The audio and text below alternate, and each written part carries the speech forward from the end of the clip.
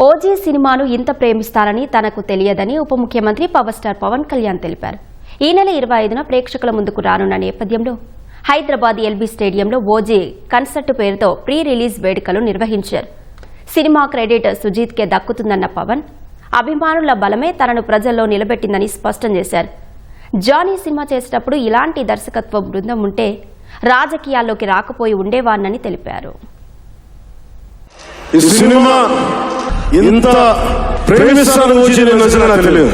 And ఈ సినిమాకి ఇద్దరే స్టార్స్, నాట్ పవన్ కళ్యాణ్.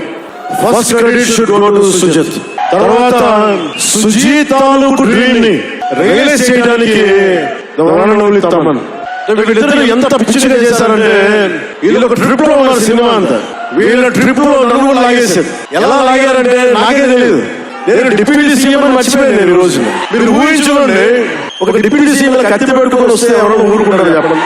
సినిమాలో కాబట్టి చెల్లిపోయింది. కానీ ఇది మన ఖుషీలో ఈ కటానాన్ని నేను ప్రాక్టీస్ చేసిన కటానా ఫీల్ చూసి నాకు ఇది కావాలి, ఎలా చేద్దాం, దీని చుట్టూ ఒక చక్కటి కథ అల్లి సినిమాని మీకు రంజింపజేసేలా యాక్షన్ కట్ కానీ స్టైలైజింగ్ కానీ చాలా చాలా బాగా చేశారు.